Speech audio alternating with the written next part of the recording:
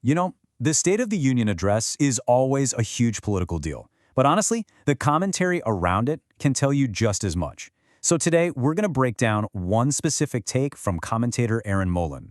We're going to walk through the moment she pulled out, from big economic claims to really emotional stories, to see what kind of narrative she was building around the speech. Okay, so here's how we're going to tackle this. First, we'll look at Molan's gut reaction, her immediate first impression of the president's delivery. Then we'll dive into the economic wins and the incredible hero stories she focused on.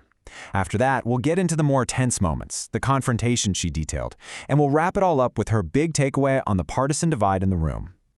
All right, first up, that unfiltered first impression.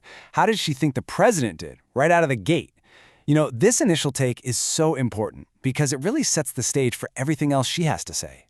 And right off the bat, her assessment was incredibly clear and positive.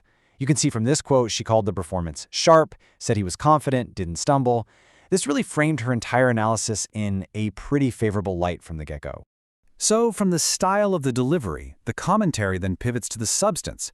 Molan's focus immediately shifted to a series of claims about America winning again, especially when it comes to the economy.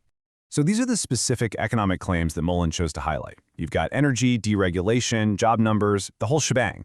And it's really interesting to see ended DEI in America, diversity, equity, and inclusion, listed right there with the others. By singling out these specific points, she's painting a very particular picture of what economic success looks like from a conservative angle. And to really hammer home this idea of just overwhelming success, the commentary pulled out this specific anecdote. I mean, this quote really just says it all, doesn't it? The central message she picked up on was that the nation isn't just doing well, it's winning big. Okay, so next up, Molan's analysis takes a really interesting turn. It moves away from policy points and gets personal. She identifies what she sees as the emotional heart of the speech, the stories of several individuals who are honored as American heroes. The very first story that she pointed to was one of pure civic heroism. This one featured Scott Ruskin, a Coast Guard rescue swimmer, and Millie Kate, an 11-year-old girl whose life he saved during a massive flood. Now, what Molan really emphasized here was just the sheer scale of his heroism. I mean, this was his first ever mission, and he didn't just save one person. He saved 164. The commentary also made a point to highlight how emotional the moment was, noting that this was the very first time he and Millie Kate had seen each other since that rescue. The second story she highlighted takes us from heroism at home to foreign policy.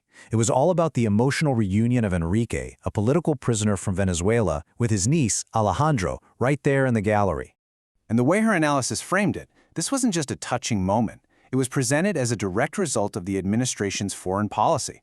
This reunion was basically held up as tangible proof of a successful diplomatic effort that supposedly led to the release of hundreds of other political prisoners. And the final hero story that the commentary zeroed in on was one of raw military valor. This is Chief Warrant Officer Eric Slover, who was the flight lead in what was described as a super high-stakes special operation. And here the commentary really leaned on the graphic language from the speech itself to paint a picture of just unbelievable courage. As you can see from the quote, the focus isn't just on the agonizing injuries he took, but on his absolute dedication to the mission and his team, even in that moment. And this was the big payoff to the whole story. What a powerful narrative arc, right? A soldier is critically wounded, still manages to save his team, and then receives the nation's highest military honor, the Congressional Medal of Honor, right there for the whole country to see. All right, so after all those powerful moments of unity and honor, the commentary completely shifts gears. Now we're getting into the moments of conflict and direct confrontation that Molan chose to highlight. So, the first point of friction she pointed to was this pretty stunning accusation of massive fraud. And the commentary was quick to note that this claim immediately got a vocal reaction from Representative Ilhan Omar, who of course represents a very large Somali-American community. And this right here is the crucial part of Molan's analysis. As the slide shows, she framed this whole exchange as a matter of fact versus emotion. She positioned the president's claim as just a factual statement about a real problem, and because of that, she argued that the representative's reaction was completely misplaced. And according to the commentary, this accusation wasn't just some throwaway line. No, it actually served as the launch pad for a brand new policy initiative, a war on fraud. This basically turned a really controversial moment into a major policy announcement. And that brings us to the final and maybe the most central theme in Molan's entire commentary, the deep, stark partisan divide in that room. Her analysis just kept coming back to the reactions, or, more often, the very pointed lack of reaction from the opposition. This slide really captures the pattern she kept pointing out. She would contrast these moments that she framed as big wins for America, confronting a dictator or tackling the fentanyl crisis, with what she described as just stony silence from the Democrats. That phrase, "they sat through all of that," became this kind of recurring critique in her analysis. The only exception she really noted was for the heroes. She felt like for that, you just had to stand in clop. Yeah, this quote really just says it all, doesn't it? She did not mince words here, calling the opposition's behavior petty and sulky.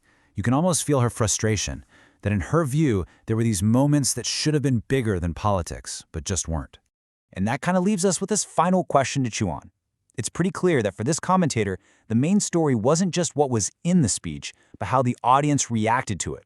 It really makes you wonder, in our political world today, how much of the story is the event itself, and how much of it is the story about the reaction to the event?